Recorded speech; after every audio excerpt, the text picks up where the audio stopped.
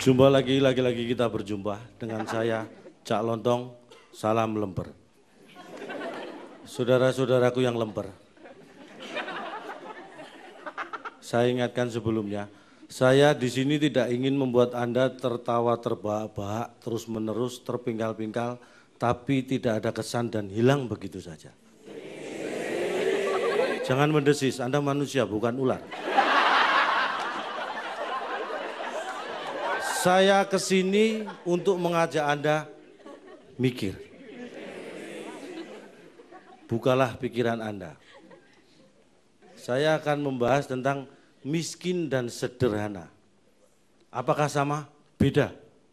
Miskin itu kondisi hidup, sederhana adalah cara hidup.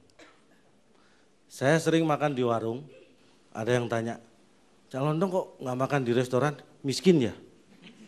Saya sederhana. Saya sering belanja di pasar uler, di Priok. Ada yang ketemu, kok belanjanya nggak di mall? Cak Lontong miskin ya? Saya sederhana. Saya sering kemana-mana naik angkutan umum, kok nggak bawa mobil sendiri? Cak Lontong miskin ya? Saya sederhana. Di sini saya tegaskan, Cak Lontong adalah orang sederhana yang miskin. Anda jangan menertawakan saya. Saya tidak tahu apakah Anda ini mampu, orang mampu atau orang kaya. Tapi kalau saya lihat sebelum Anda tadi duduk di sini, perilaku Anda tidak menunjukkan itu. Anda tadi datang, mungkin di absen, ambil nasi box, dan Anda makan. Itu bukan perilaku orang yang mampu. Jadi Anda jangan menertawakan orang miskin. Kalau Anda orang yang mampu, mestinya ambil nasi box, berikan pada yang berhak. Saya. Biar saya bawa pulang.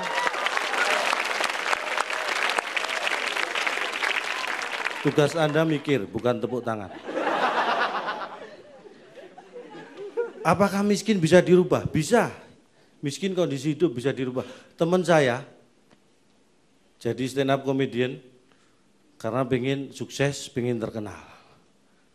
Tapi yang lebih penting adalah kesiapan Anda ketika Anda sudah menjadi terkenal dan sukses.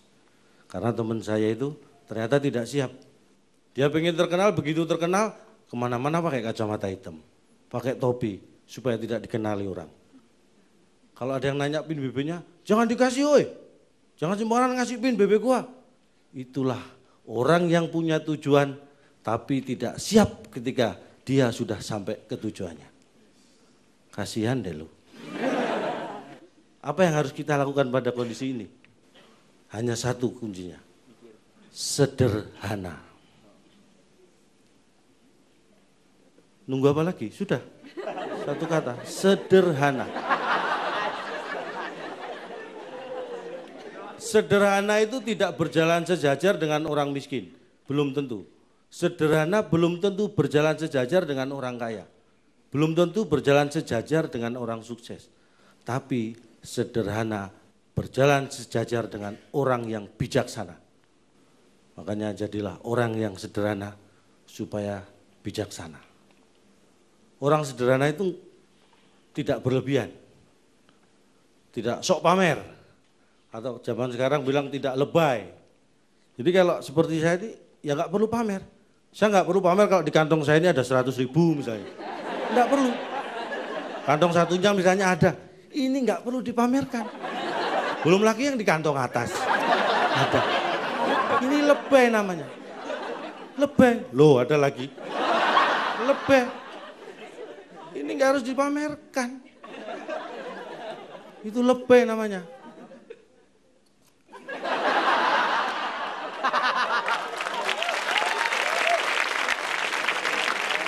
Dan ternyata penyakit lebay itu bukan hanya terjadi pada orang kaya.